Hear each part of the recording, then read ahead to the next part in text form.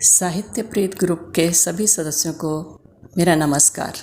मैं नरेंद्र गोरछाबड़ा औरंगाबाद महाराष्ट्र से आज आपके समक्ष लघु कथा के भीष्म पितामह डॉक्टर सतीश राज पुष्करना जी की लघु कथा आत्मिक बंधन लेकर आई हूँ।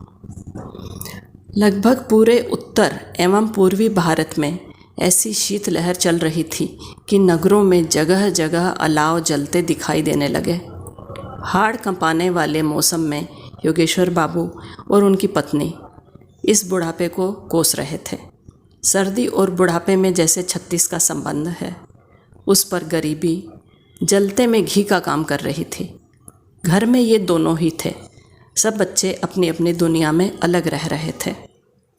रात जैसे जैसे गहराती जा रही थी, ठंड की ठिठुरन वैसे वैसे बढ़ती जा रही थी। दोनों पति पत्नी अलग अलग अपनी अपनी सोच रहे थे कि एक एक रज़ाई के अतिरिक्त एक ही कंबल फालतू है, किंतु इस कारण सर्दी में इसे फालतू तो नहीं कहा जा सकता, बल्कि एक कंबल की और आवश्यकता है। ऐसे में क्या किया जाए? दोनों में से कोई एक व्यक्ति ही उस कंबल का उपयोग कर सकता है, दूसरे को तो बर्दाश्त करना होगा। पत्नी के दिल में भारतीय नारी का दायित्व जाग उठा, सो उसने वह कंबल पति की रज़ाई के ऊपर उड़ा दिया। पति ने कहा, अरे भाग्यवान, यह क्या कर रही हो? मुझे इतने बोझ के नीचे दबाकर मार डालोगी क्या? तुम औरत हो, तुम्हारा शरीर कमज़ोर है, तुम अपने ऊपर ओढ़ लो। आप तो बस यूं ही चिल्लाते रहते हो, चुपचाप लेटे रहो। सर्दी लग गई तो आफत तो मेरी जान को ही होगी ना। तुम बात को समझती क्यों नहीं? कहा ना, चुपचाप पड़े रहो। बुढ़ापे में कुछ ज़्यादा ही बोलने लगे हो। योगेश्वर बाबू ने समझ लिया कि जिद्दी पत्नी नहीं मानेगी। स्वयं में वह बर्दाश्त कर सकती है, उन्हें कष्ट हो यह श्रीमती जी को बर्दाश्त नहीं।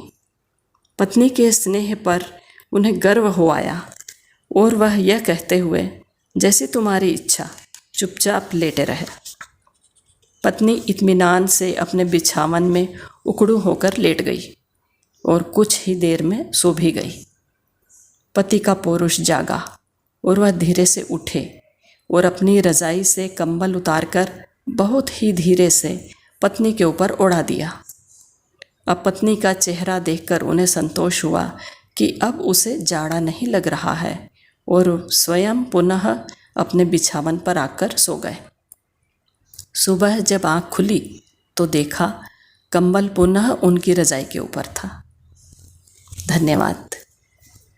दोस्तों, इस कथा पर अपनी प्रतिक्रिया अवश्य दें।